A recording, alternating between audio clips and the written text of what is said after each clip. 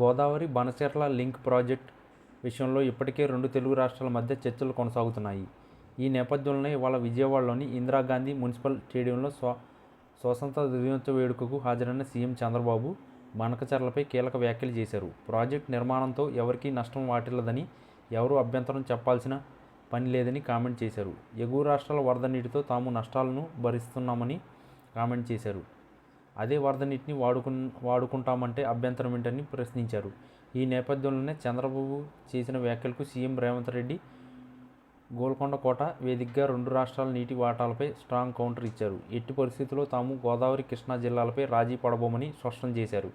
తెలంగాణ అవసరాలు అన్నీ తీరాకే ఇతర రాష్ట్రాలకు నీరు ఇస్తామని అన్నారు. కృష్ణా, గోదావరి జిల్లాలో తెలంగాణ వాటాను దక్కించుకుని తీరుతామని సీఎం రేవంత్ రెడ్డి కౌంటర్ ఇచ్చారు. తాము తలపెట్టిన బనకచెర్లతో ఏ రాష్ట్రాన్ని ఉండబోదని సీఎం చంద్రబాబు అన్నారు. ప్రాజెక్టు నిర్మాణానికి ఎవరూ అభ్యంతరాలు చెప్పాల్సిన అవసరం లేదన్నారు. సముద్రంలోని వృధాగా పోయే నీటిని మాత్రమే వినియోగిస్తున్నామని అన్నారు. ఎగువ రాష్ట్రాల వరద నీటితో తాను నష్టాలను భరిస్తున్నామని కామెంట్ చేశారు. అదే వరద నీటిని వాడుకుంటామంటే అభ్యంతరం ఏంటని ప్రశ్నించారు.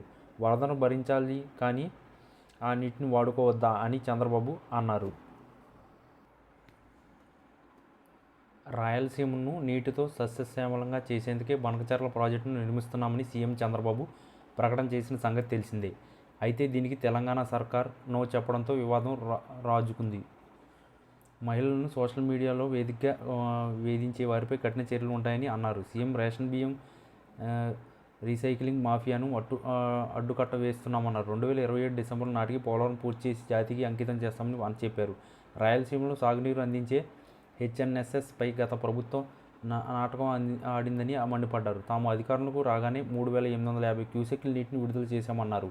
వెలుగొండ ప్రాజెక్టుకు ప్రాధాన్యత ఇస్తూ 2026 జూలై నాటికి నీరు ఇస్తామని తెలిపారు. రాయలసీమను సస్యశ్యామలం చేసేందుకు పోలవరం నుంచి బనకచెర్లకు నీరు అందిస్తాం అని ప్రకటన చేశారు. మిగులు జలాలను వరద నీటిని ఉపయోగించుకుంటున్నామని, వరదను భరించాలి అయితే వాటిని వాడకూడదు అంటే ఎలా అని ప్రశ్నించారు.